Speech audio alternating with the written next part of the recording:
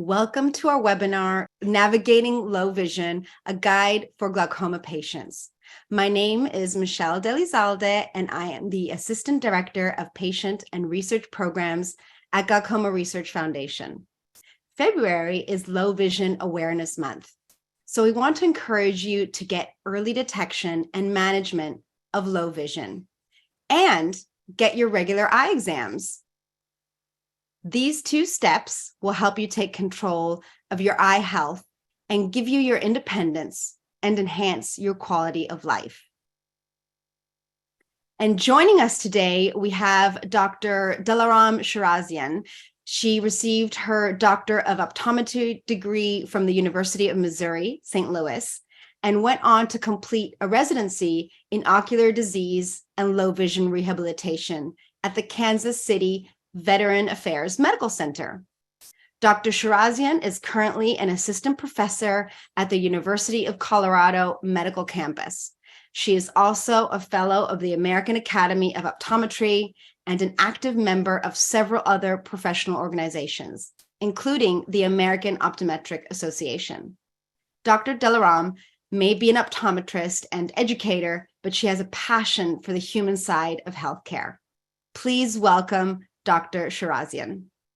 All right, so we're going to go ahead and get into today's presentation titled Navigating Low Vision, a Guide for Glaucoma Patients. So before we get started, I just want to make sure everyone knows that I do not have any financial disclosures. So I will be talking about a few different products and devices in this presentation, but I don't have any financial disclosures with any of them. So what are we going to be talking about today? So first, I really want to define what low vision is and discuss what low vision rehabilitation is. We'll discuss when low vision rehabilitation should be started and why in particular patients with glaucoma need low vision rehabilitation. And then we'll spend some time briefly discussing what possible tools are available for low vision rehab.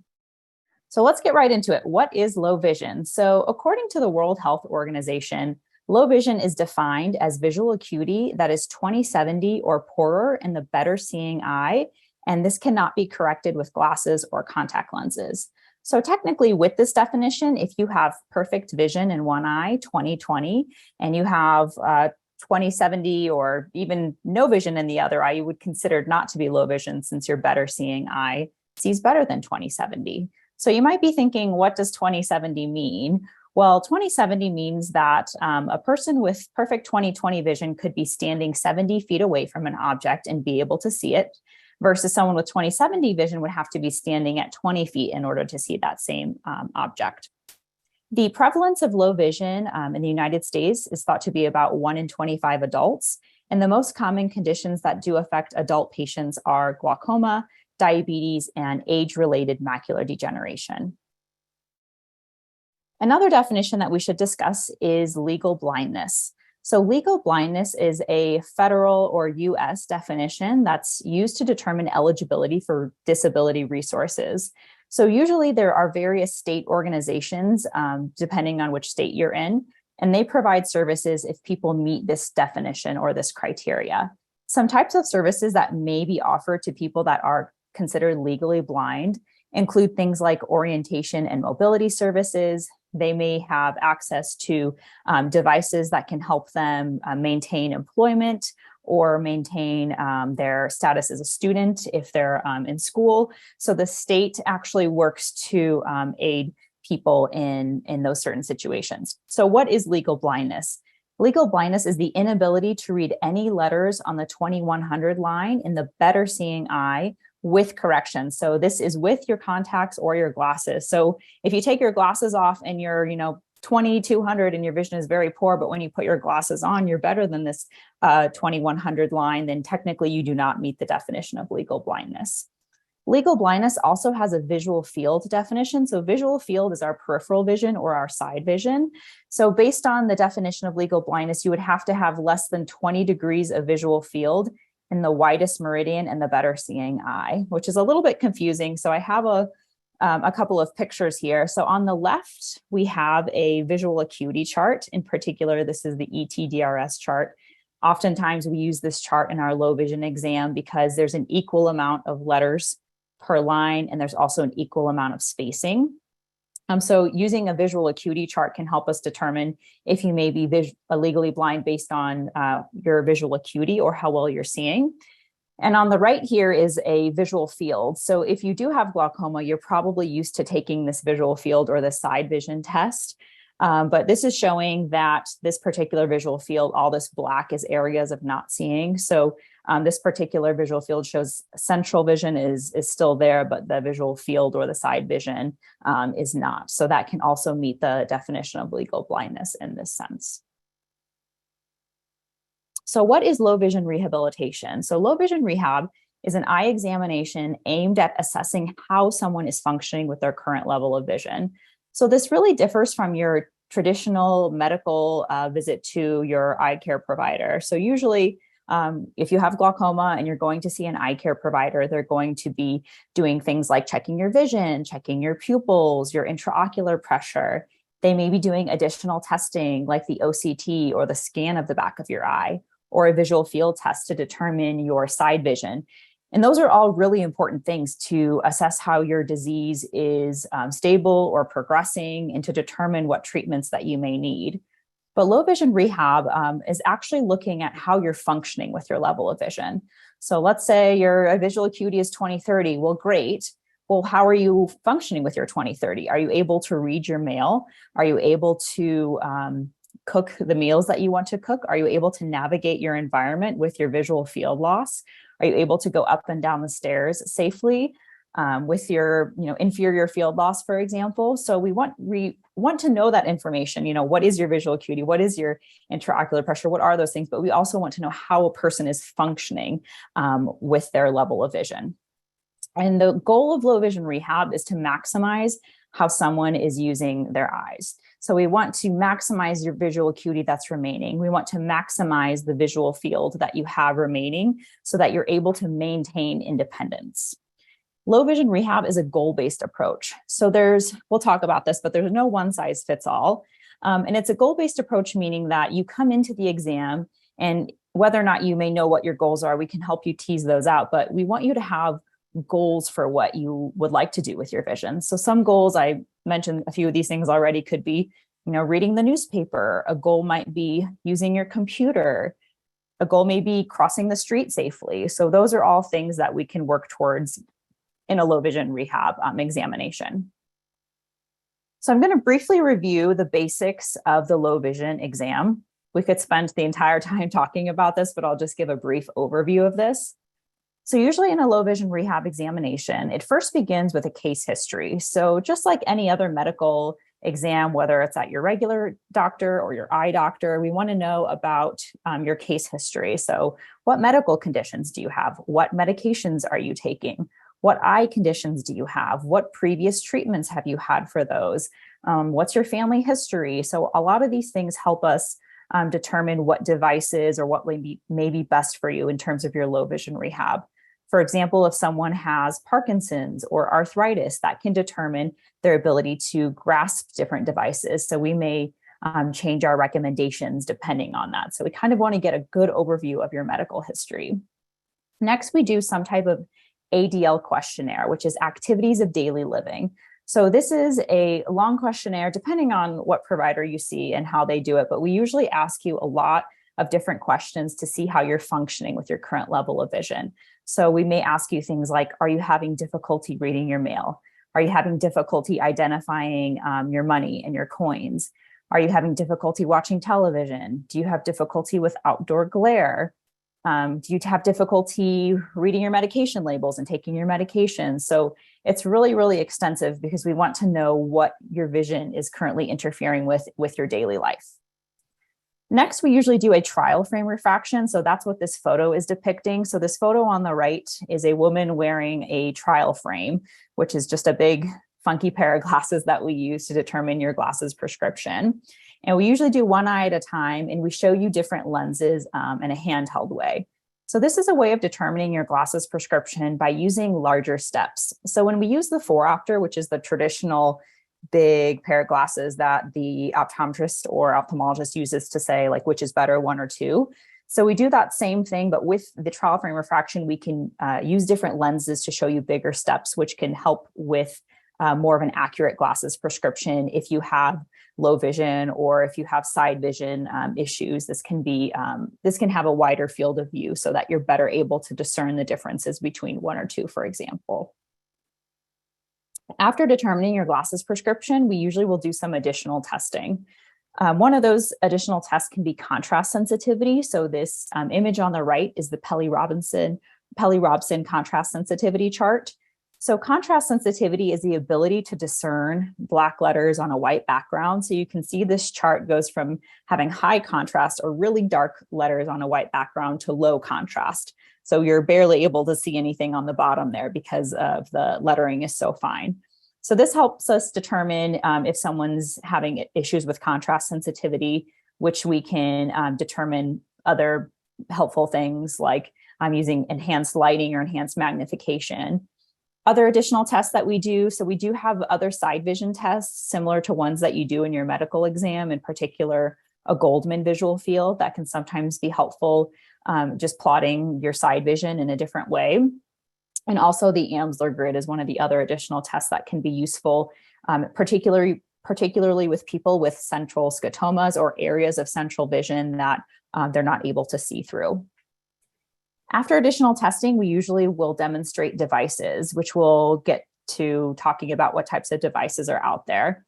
But we determine these devices based on everything that we've gathered so far. So what is your medical history? What are your goals for your vision? What is your current level of vision? And that helps us determine, what powers do we choose? What different devices may be a good option for you? And then we go through training. So we don't just hand you a low vision device and say, good luck. We will make sure to train you on the device so that you are able to use it on your own independently. And then we can also make other referrals.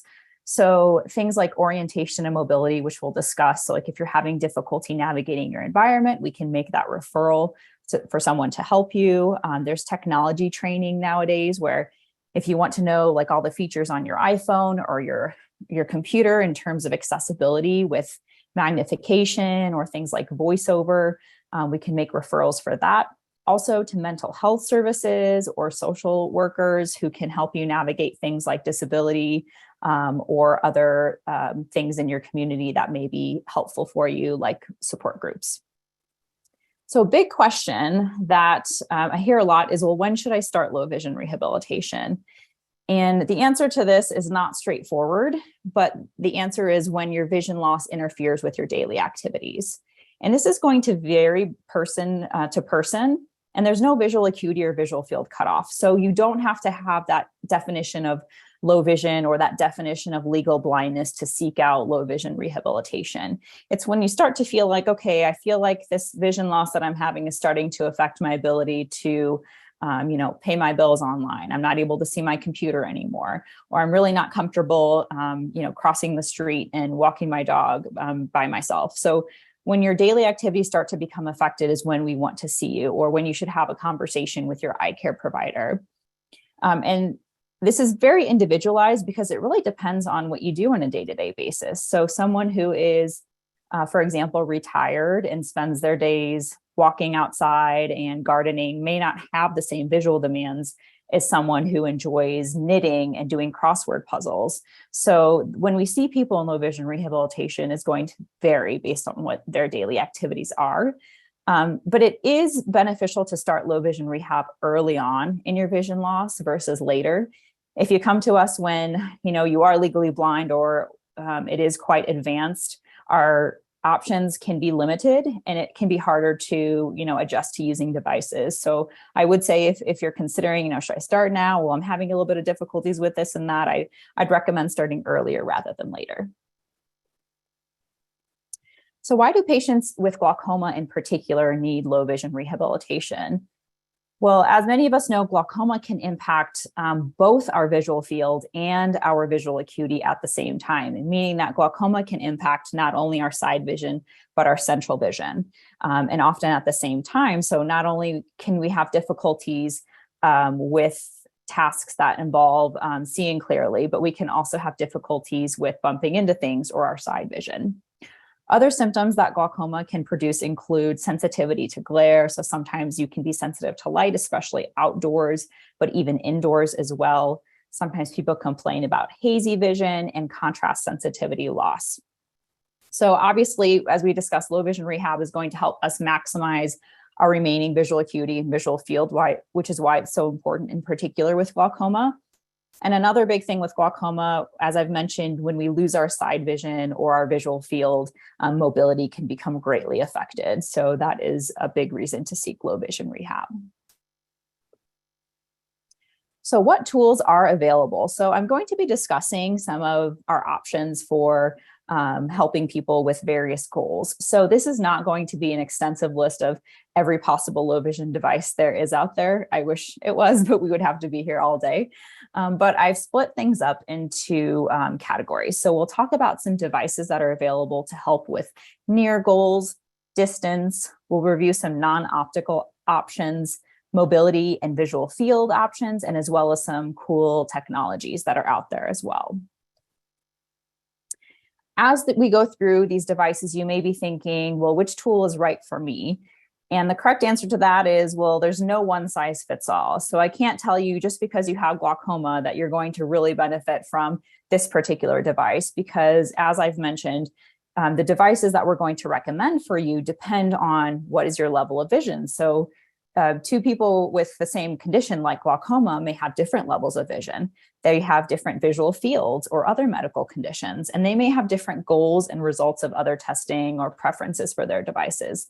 So I can't really comment what would be best for you, but I think if you're thinking about some of these devices and wondering if they may be right for you, it would be best to seek a low vision provider for some guidance on what would work best in your situation. So first, we're going to be looking at some near devices. So these are devices that can help us with near tasks, such as reading a book, reading a magazine, reading a label, seeing print up close. So this pair of glasses on the left here, we're going to be talking about all of these devices on this slide. The pair of glasses on the left is called Prism half-eye glasses. So they are reading glasses, but in a higher power than the ones you can just buy over the counter, for example, in like a pharmacy. And these can be helpful for doing things up close that are hands-free. So you obviously, when you're wearing glasses, you have both hands free to do things like hold a book, or if you like to knit, something that requires two hands, this is going to be useful for. This magnifier in the middle is a handheld illuminated magnifier. So this is going to be really good for on the go. So this particular photo shows this person looking at a barcode or a label. So this is great for, like, let's say you're going to the grocery store and you're wanting to read labels on the food items or look at the price tags. This will be very handy because it is very mobile. And on the right here, we have a magnifier that sits on a page. So it's called the stand magnifier, and it's also illuminated, meaning that there is a light source, which can be really helpful for that contrast sensitivity loss, which we discussed. The nice thing about the stand magnifier is it sits on the page, so you don't have to constantly hold it, but you do have to move it along based on what area of reading you're looking at. And it does come in various powers and various looks. So this is just one brand of them. Here's some other near devices. On the left here, we have an illuminated magnified lamp. So this particular person is looking through the magnification of this lamp and reading a book. This middle object here is a glasses device called Max Detail. So it magnifies things up close 2 times. So just like those reading glasses, this does allow you to be hands-free. So this person is threading a needle. And on the right here, we have a man wearing what's called an Optivisor. So you can actually place various magnification powers on that central magnifier. And it does sit on the head, so it is hands-free. So a lot of times people like this option because they can change the magnification that's in there depending on what task they're doing. Some distance devices for helping us magnify things far away. On the left here, we have a handheld monocular telescope. This is good for spotting things in the distance. So you're not going to be walking around with this telescope held up like this. So this is great for things like reading street signs. So if you're standing at an intersection, you're wondering if you're on 7th Avenue or 8th, you can place this magnifier up to one of your eyes, adjust it, read the street sign, and then put it back down and continue walking. It also comes in various powers. The device in the middle here is called Max TV. This actually helps magnify things in the distance by 2 times. And the reason why it's called Max TV, it's usually people's goal is watching TV. And this is one thing that we can use to help with that. The important thing to remember about this one is you can't walk around with it, because anytime we magnify things in the distance, we actually reduce the visual field. So it would be unsafe to walk around, but it's for stationary distance tasks. So like watching TV or going to a sports event or like a ballet or a concert, it's great for seeing things far away. And on the right here, we have a pair of glasses with a mounted telescope in one of the eyes. So this can also be used for the similar tasks like Max TV, or in some states, it can be used to drive. So it's called a bioptic telescope. And some states will allow you, if you're able to see a certain amount of letters or certain visual acuity through the regular glasses and through the telescope, you would be able to drive with this. And that would be helpful to read things like street signs.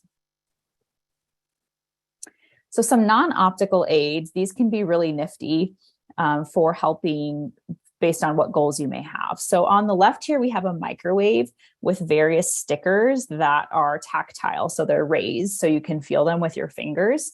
So if you're someone who likes to warm up your food on the microwave, but you're no longer able to read the numbers, and you usually like to heat your food up in 1-minute increments, this can be helpful because you can put what's called these bump dots on the number 1 and then like the start button, for example. So then you know just by feeling where or what button to press. The middle here is something called a typoscope. So this is basically a black piece of plastic, usually with one section in the middle cut out. And this can be really helpful for isolating a line when you are reading, or even isolating something like a signature line when you're wanting to write your signature.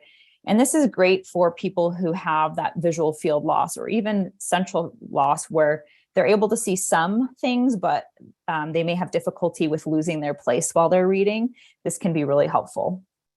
On the right here, we have a easy fill liquid indicator. So this is actually something that you can purchase and put on your cup. And when you're pouring liquid into it, so for example, this cup that I'm showing on the right is clear, and they're putting a clear liquid like water into it. So it can be really difficult to see how far up your water has gone. So this liquid level indicator will actually beep when it has gone almost to the top, so you know when to stop pouring your water. So these are just a few examples of various non-optical aids out there. There's so many more that can be helpful for activities of daily living. So in terms of mobility and visual field, so we've talked about how glaucoma can impact our visual field or make our peripheral vision worse. So these are ways that we can help with that. So this first image on the left is a woman wearing glasses, and there's 2 of these kind of cutout looking stickers on her glasses, and these are actually called Peli prisms. So what prisms do is they actually shift the focus of where we're looking, so that in this particular instance, when this person will look through either this top prism or this bottom prism, that will shift their sight so they're able to see a little bit more into their peripheral vision where they're usually not able to see. These can be tricky to adjust to and do require a lot of training to make sure that you're using them safely and accurately. This middle image here is a woman sitting and looking at a screen with a bunch of red circles. And this is just to demonstrate something called scanning training. So oftentimes when we lose our peripheral vision, so let's say I'm not able to see anything on my right here, our eyes don't make eye movements into areas where they're not seeing, or they don't make those eye movements very well. So if I'm not seeing anything on the right, it would be very helpful for my eyes to continuously scan to the right to kind of go into that visual field that I'm not able to see with my eyes straight ahead like this. So scanning training uses various exercises in order to kind of help your eyes scan their environment into the area that's not seeing. So this is obviously a commitment. It's not like a one-time thing. Usually these patients will be going in weekly or bi-weekly for this type of visual training. And on the right here, we have a person that is walking with a mobility stick or a mobility cane. So orientation and mobility is going to be really the most helpful thing in terms of navigating your environment safely and independently with visual field loss. So this is going to be done by an orientation and mobility specialist that works one-on-one with you for multiple sessions and will make sure that you're able to do things like cross the street safely, use public transportation, go up and down stairs and curbs while using oftentimes a mobility cane. So getting into a little bit of technology, this is always what everyone wants to know. Well, what's the latest technology out there? And we'll talk about some up and coming things, but first we can just discuss some different types of electronic magnification, first starting with various CCTVs. So the CCTV on the left photo here is about the size like of an iPad or a regular piece of paper. The really nice thing about CCTVs versus regular magnifiers is their ability to usually change magnification. So they have various magnifications. So if you're reading large print and you don't need things to be magnified as much, you can adjust it. The CCTVs also usually have contrast adjustments as well. So on this photo on the right, upper right here, you can see this woman is looking at the screen with white letters and a black background. So depending on your contrast sensitivity, you may see better in this type of setup. So this could be helpful with the CCTV. This other CCTV here on the upper right here as well has a text-to-speech function, meaning that instead of reading the print on the screen, you can actually have it read out loud to you, which is really nice. So sometimes people, depending on their vision loss, have to have the letters so big that it can take a while just to read one sentence. So they find that they're much faster and efficient in reading when it's just read out loud to them. The downside of having this larger desktop CCTV is it's not as mobile. You can't take it around with you. Well, you could, but it would be very cumbersome. But the pro is that the screen size is very large, so people tend to like that in terms of having a device at home. The CCTVs also come in a handheld version. So on the bottom right here, there's a CCTV that's probably about 5 inches wide by 3 inches high. And this is great for taking it on the go. Obviously, you're not going to be able to get as much magnification because of the smaller screen, but it can be really helpful for things like running errands. Some wearable technologies that we have in low vision. I'll briefly talk about all three of these. This photo on the left here is the Iris Vision. So this is actually a Samsung phone that's head mounted. And what it does is basically like an augmented reality. So it will show you your environment and you can change the magnification to zoom in, whether it's up close or far away. It has various modes as well. There's like a bubble mode where there'll be a bubble in the middle of your screen that's more magnified than everything else. So if you're wanting to have more magnification in a certain area, you can. With any of these head-mounted devices that, like this one, the Iris Vision and the Jordy, which we'll talk about in a second, I don't recommend walking around with them because, again, anytime we are magnifying things, especially at distance or even up close, we lose visual field. So it's not safe to walk around with things like this, but can be helpful when you're stationary. The device in the middle is actually hooked onto this person's glasses. It's about 3 inches long, maybe 1 inch thick, and it's called the Orcam. There's various versions of it, but the standard version basically does a text to speech. So this will not magnify things. It actually reads things out loud to you. So one side of the device is a camera that looks at what you're looking at. And then the other side is actually a speaker that goes right into your ear. And you have an option of connecting this to Bluetooth headphones as well if you don't want it to be out loud. So basically it looks at it can identify your finger. So if you're looking, let's say at a newspaper and you point your finger at the beginning of an article, it actually will start reading the article out loud to you. And based on your various hand commands, it can pause, it can restart, it can go faster, it can go slower. The more enhanced versions of the Orcam can do things like identify money. You can store people's faces in there. So if you see, Bob and the Orcam, you can let them know this is Bob. So anytime the Orcam camera identifies Bob is coming near you, it will let you know. So this can be really helpful for people that have lost central vision and are having difficulty discerning people's faces. The OrCam can also identify scenes and colors as well. It does a lot of different things. On the right here is another head-mounted device called the Jordy. So the Jordy is basically just a video magnifier. It can magnify things at distance and near, similar to the Iris Vision, just using a different technology. The nice thing about the Jordy too, you can actually remove it from its headset and use it like a CCTV. So you can hook it up to a monitor and it will function in a similar fashion. So with technology, we can also modify things with the devices that we currently use.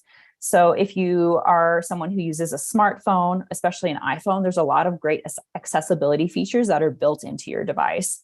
So this photo on the left here is demonstrating the built-in magnifier on the iPhone. So it uses the iPhone's camera, and you can actually get this through the accessibility functions on your iPhone and go to built-in magnifier and turn that on. And usually if you hit the home button 3 times fast, depending on what model of iPhone you have, it'll take you to this magnification mode. It's actually pretty sophisticated in the sense where you can modify the magnification. You can actually change the contrast like you can the regular CCTVs. You can turn the flashlight on to help with lighting. So it's a really great tool, especially one that can be just handheld and something that you probably already have. This middle image here is demonstrating something called the text-to-speech functions on the iPhone VoiceOver. So if you have like an email that you're trying to read on your phone and it's too small and you're not able to magnify it enough, if you turn on VoiceOver, it can just read the screen for you, which can be really helpful. And on the right here is a program called Zoom Text, which can be downloaded and bought to it can be downloaded onto, I believe, a PC or a Mac. And it's basically a magnifier for your computer screen. So it can help you with things like finding the mouse. It can make the mouse a little bit larger or different colors so that you're able to use it properly. And it can magnify various parts of your computer screen, which is helpful. I believe it also has a text-to-speech function in one of its versions. So there's some free apps as well that can be really useful for various goals people may have. So this top left here is an app called Blind Square. So it's a GPS navigation app that does speech commands to tell you how to navigate your environment safely. And it will actually find safe intersections for people to cross the street that have low vision so that you're able to use I believe the crosswalks that have like the auditory cues, so you're able to navigate your environment as safely as possible. On the bottom left here is an iPhone app called Seeing AI. So it uses artificial intelligence to do a lot of very cool things. One thing it does is the text-to-speech. So if you have a document in front of you and you use the Seeing AI, it can scan the document and read it out loud to you. It can look at various barcodes of very commonly used items. So let's say you're at the store and you have a box of Kleenex and you're not sure if it's the one with Vicks or lotion. You can actually use the barcode scanner of Seeing AI and it will tell you what product you're holding, as long as it's a common product. It can recognize people. It can also recognize currency and scenes and also colors. So similar to that OrCam device.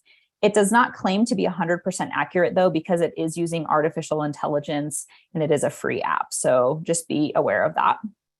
This other app here on the right is an example of TapTapSee.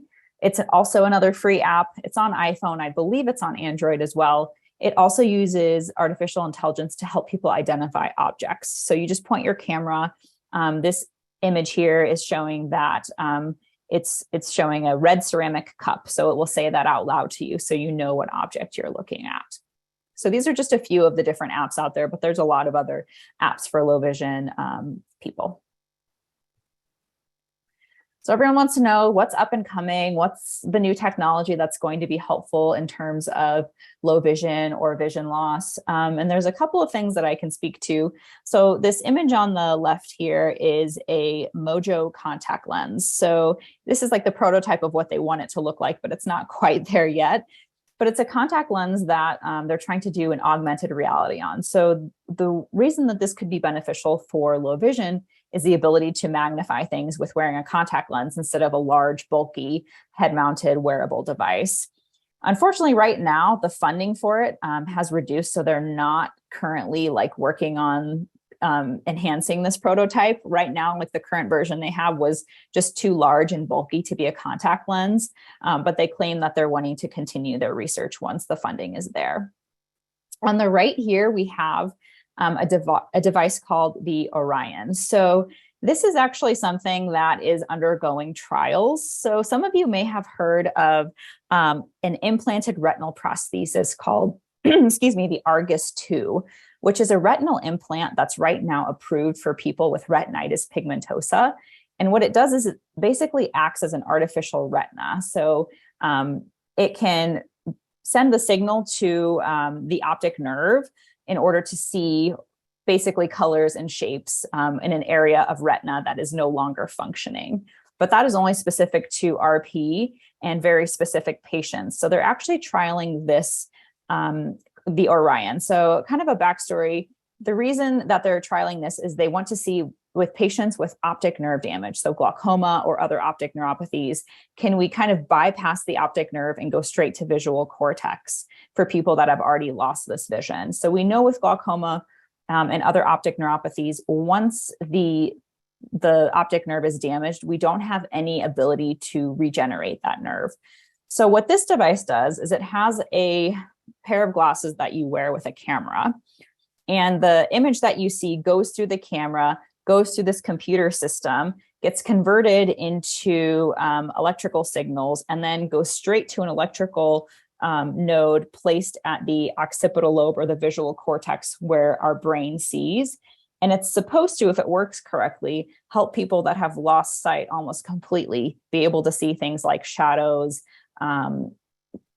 different, like more contrast. It's not going to give people back perfect 20/20 vision, but at least it's going to maybe give us an option for people that have lost vision from optic nerve disease. I anticipate with more research in the future that the visual ability of these will improve, but right now it's still undergoing trial. So just a review of everything we've talked about, and some points I want you to make sure that you remember is that there's no visual acuity or visual field cutoff for low vision rehabilitation. You can start whenever you feel like your vision is starting to affect your activities of daily living. Low vision rehab consists of maximizing your current level of vision, usually with different devices or modifications. And there are a wide array of low vision devices to help meet your goals. Today's presentation was just kind of an overview of some more popular items. And really the big thing is to talk to your eye care provider about low vision rehab, and especially if you're thinking that you may be interested in it, so that they can make the proper referrals for you. So at this time, I think we're going to be opening it up to questions, but thank you so much for everyone for being here and having me. Thank you so much, Dilaram. That was extremely helpful. And like you said, we're going to go to the Q&A portion of the webinar. We've received many, many questions. So we're going to try to answer as many as we can. But one that has come up a few times is, how do they find a low vision specialist? Are they referred by their optometrist or ophthalmologist, or what is that process? Yeah, I would say talking to your eye care provider would be the best thing. Just because based on where you're at, what state you're at, if you're in a different country, I think it's going to be different in terms of what databases are out there for you to search through on your own.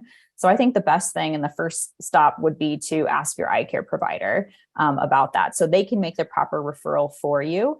If you want, you can probably just Google low vision provider near me as well. But usually before you see a low vision provider, we want to know that you're getting proper eye care somewhere. And we want to obtain those records, or to at least get that referral, so we know, what eye conditions you have, that make sure that you're being followed by someone before starting a rehabilitation program. So I would say having a referral from your primary eye care provider or your glaucoma provider would be the best. That makes perfect sense. And probably to avoid kind of double diagnosis tests and all those things. No one wants to do those tests twice if it's not necessary. Yes, absolutely. So another question that we received is, with all these, the low vision evaluations and all these devices, is this covered by such as Medicare or any other health insurances, or how does that work? That's a great question. So right now, Medicare does not cover low vision devices, which can be really tricky. So depending on where you go for low vision rehab, oftentimes there can be like a sliding scale. Some people have like a fee-based board program, depending on the clinic, to kind of help aid in the cost of these devices. Because especially with those technology devices that I've discussed, they can get really, really pricey. Depending on what state you're in, if you are considered legally blind, you may be entitled to receive devices, particularly if they help you with maintaining your job or your ability to see things for maintaining your status in school as a student. So usually those types of things can be covered if you are legally blind in certain states. Otherwise, typical insurance does not cover low vision devices. I've seen like maybe one vision plan cover some things, which is a great step forward, but not unfortunately the common thing that we're seeing. So like having a prescription from a doctor wouldn't help either to get, okay. Unfortunately not. Yeah. And another question is for driving, for example. At what point is driving with low vision unacceptable? And is there a place where one should test to see if it's safe for driving? Or also, are there any technologies to help one drive better, I guess? Yeah, that's a great question. So the driving laws vary state to state if you're in the United States. So the best thing to do, I think, would be if you're worried about driving and driving safely, would be to seek out a low vision provider, because we're familiar with the laws in our current state, and we'd be able to do additional testing if necessary. So sometimes doing a different type of visual field test, like a Goldman visual field, can be helpful in determining how much peripheral vision you have, which is really important for driving. And we can also really help with finding the best glasses prescription for you with that trial frame refraction, which can be helpful to make sure that you're meeting the requirements of the state laws for driving. And really the main thing that we have in terms of helping with driving is that bioptic telescope. So until those self-driving cars come out where they don't really need us to drive for us, I think that we're going to have to continue to utilize the bioptic telescope as our best option. That makes perfect sense. Another question is, what devices are available to help with light and glare sensitivity? Mm-hmm. Yeah, so I didn't really talk about that much in my presentation, but a lot of times the best things are tinted glasses. So sometimes that will be tinted lenses in your current glasses, or sometimes a fit over. So if you're having a lot of glare outdoors, getting a fit over pair of glasses. And the nice thing about fit overs versus your current glasses is fit overs usually are blocking out all the stray light too. So they're more like this, where your regular glasses fit on your face like this, where a lot of stray light can get in. So fit over glasses just provide a little bit more protection from things like sunlight. For people that have like constant glare and it's indoors, they don't want to wear those bulky glasses. They do also make tinted contact lenses, also in various powers as well. So that could be an option in terms of wearing something all the time and not wanting to wear big glasses over your glasses. Thank you. I did have a question here about prism glasses and about helping a person to look center straight, or is there another method to help someone look into the to look straight in the straight direction? Yeah, so I'd have to know a little bit more about the condition. So sometimes prism glasses are not only used for people that have lost their peripheral vision, but sometimes prism can be used to align the two eyes. So like if someone has an eye misalignment called a strabismus or an eye turn, the prism can be helpful in terms of shifting the image so that eye that is turning out is going to be seeing straight again. So I don't know if that's what they're referring to or not, but I think that's what the yeah, I'm not 100% either, but that I know we do get a lot of questions about prism glasses to help with vision. So that sounds right. Is there anything that would help with peripheral vision in sports like golf or pickleball? That's a good question, because it's tough, because if you're using those prism glasses to see the peripheral vision in terms of doing sports, oftentimes, especially if we're using either those Peli prisms or what we call Fresnel or the press-on ones, you are losing a little bit of your clarity of vision through the prism, which can be difficult if you're looking at a golf ball. So I don't know that there would be anything in particular in terms of like a device that would be helpful for that particular situation. And someone was asking what the best tools are on to turn any text into voice reading on an iPhone. Yeah, probably VoiceOver, the iPhone app. Like if you're talking about your iPhone screen, but if you're talking about just like a free app in terms of turning any text into speech, I've had pretty good luck with people using Seeing AI, the app that I talked about. There's also a paid app called KNFB Reader, KNFB Reader. And that also does a text to speech function. It is a paid app, but it claims to be a bit more accurate because of that. Someone was asking if you could explain a little bit more about tests for contrast. Mm-hmm. Yeah, so the test for contrast, there's various charts that we use, but they're, from my knowledge, they're all pretty much working the same way, going from a high contrast image or a letter to a really low contrast. And the amount of letters that you're able to see kind of determines where your contrast sensitivity is. And it pretty much puts you in a category of, do you have normal contrast sensitivity? Do you have mild contrast sensitivity loss, moderate, or severe? And that can help us determine what devices you need. So if you do have low contrast, meaning that it's really hard for you to discern letters if they're not perfectly super black on a white background, we can help in terms of device modifications. I think I've mentioned already, increased magnification can be helpful. Sometimes enhanced lighting. So making sure that you have like a lighting source on your reading material, like a gooseneck lamp can be helpful. But in terms of just the testing itself, it's just a simple test in office that we would do. And you mentioned tinted glasses to avoid glare, but someone was asking if there's any particular color that is best for that. There's so many different colors. So there is really no best color. So they've actually done studies to look at, do patients with glaucoma do best with this particular color? Do patients with macular degeneration do best with amber or gray? And they've actually found that the patient's subjective response to the tint is actually the best way to prescribe them, meaning that usually when we do a tint evaluation, like if you have outdoor glare, we'll usually take you to an area of our clinic that has a lot of light, like by a window, and we'll show you various colors and various shades and various darknesses. And you have some time to kind of look at them and decide how you feel with wearing them, because one person with glaucoma may really like amber filters because they can help enhance contrast, but then the other person really might like the gray filters. So it's really based on your subjective response and how you feel when you're wearing them and which makes you most comfortable with your glare. So really no best answer for that. Trial and error, I guess, right? Absolutely. Very scientific. Well, sometimes that's the best way to find out. Yes. So I do have a question here about caregivers. How can loved ones and caregivers give the best support for someone with low vision? That's a really great question. And I think that there's a lot of ways of answering it. But I think one thing to keep in mind as a caregiver with someone that has low vision, I can only speak to things that I know about people with low vision, not personal experience. But I think one thing to keep in mind is I think people really want to maintain their independence.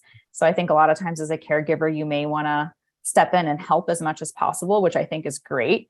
But I think what low vision rehabilitation really emphasizes is helping the person maintain their independence, I think is really crucial. So kind of understanding that and understanding that process. And one thing, Michelle, that we talked about earlier, I think too, is understanding the emotional impact that low vision and vision loss can have. So there's, the 5 stages of grief. And oftentimes as low vision providers, we talk about how people really have to get to the acceptance stage in order to really be able to accept using these devices or accept different modifications to their day-to-day in order to do their daily tasks. So I think understanding that as a caregiver, that some people go through those stages of grief differently. Some people jump around, some people, take different ways of getting to acceptance. I think that those would be the initial things that come to mind, but that's a really good question. No, and you're absolutely right. I think caregivers have a very important role for people with low vision. And once they've reached that acceptance stage, helping them maintain their independence as much as possible is key. Yes. So one last question, and a lot of people have been asking this is, where can they buy some of the devices that you've mentioned today? I know obviously they need to come and visit a low vision rehabilitation specialist, but are there other places that they can have access to these devices? Yeah. So one thing, just as a caution, if you go out and buy a device and you're like, oh, that Max TV looks great, I have trouble seeing the TV. One thing I would caution is don't go out and buy a bunch of low vision devices without seeing a low vision provider first, because we actually will trial these devices in office for you to make sure that it's going to function for you. So just because you're having trouble reading and you go and you buy a magnifier doesn't mean that that particular power of magnifier or that type of magnifier is going to help you read. So I just want to emphasize that, because I would hate for everyone to go out and spend a lot of money on these devices and not help you. But a lot of the devices, especially like the technology ones, you actually can't order on your own as a patient. They have to go through a provider in a clinic. Some of the more non-optical ones like that, the fill indicator, the liquid fill indicator, the typoscope, like the bump dots, a lot of those things are now on Amazon. I feel like everything is on Amazon these days. And one particular site is called MaxiAids. That's MaxiAids, maxiaids.com. I believe as a patient, you can go on there and look at a bunch of non-optical devices on there as well. But there's a lot of things on Amazon these days, including magnifiers, including handheld CCTVs. But I would just caution spending too much money on devices without a proper evaluation. Thank you. This has been amazing information. I've learned a lot. I hope everyone who else has joined us today has learned a lot as well. So thank you so much for making time to be with us today and your dedication to healthcare as well. This has been just amazing for everyone. Thank you so much for having me. It's our pleasure. And before we finish, I just want to let everyone know that we will be having our 5th Glaucoma Patient Summit coming on June 23rd and 24th in Long Beach, California. Please visit our website, www.glaucoma.org/summit, to find out more information, and registration opens March 15th. Thank you once again for being here with us today. Because of you, the cure is truly in sight. Thank you, and see you next time.